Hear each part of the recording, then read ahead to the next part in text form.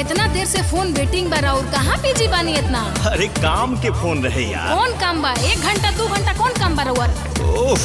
सच काला पट्टी का बुझाता। अरे तो का करी रे?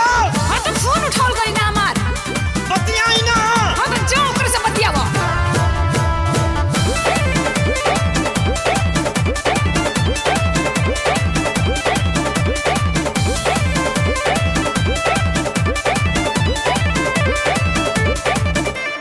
बिजी कहाँ देरी तक रही, सच्चे सच्चे हमारा से कही।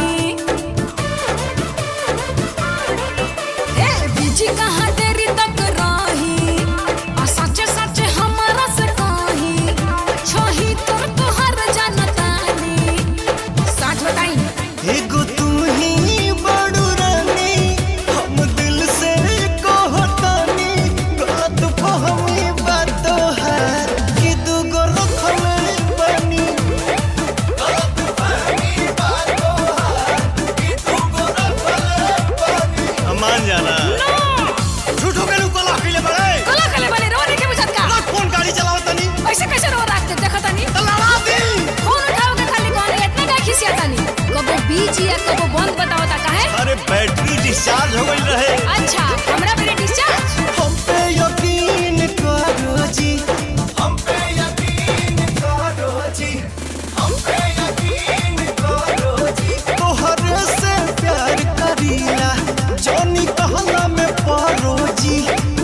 तोहरे से प्यार करीला, जानी कहला में पारो। झूठा हूँ के ये हो जान कर लू तू शक हो, करे तू शक हो, करे तू शक हो। हमारा तो दहिया पर तोहरे बहक हो, तोहरे बहक हो, तोहरे बहक हो।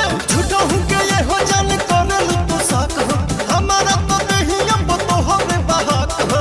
हम तो सब बुझतानी। पढ़ाई जान पढ़ाई। एगो तू ही बड़ू रानी, तुझसे सच कहो तोनी। गलत फहमी बातो है कि दूगो रखले बनी। गलत फहमी बातो है कि दूगो रखले बनी।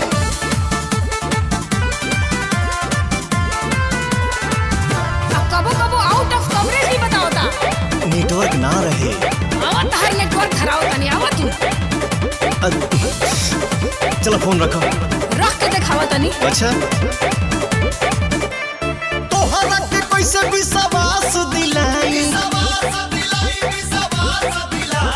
न है हनुमान सिंह चीर के देखाई। चीर के देखाई हो, चीर के देखाई। अरे तोहरा के कैसे विश्वास दिलाई? न है हनुमान सिंह चीर के देखाई। पवन जी बनाई ना कहानी, प्रकाश को देखिए। एगो तू ही बड़ू रानी, अच्छा। अब दिल से कहतानी।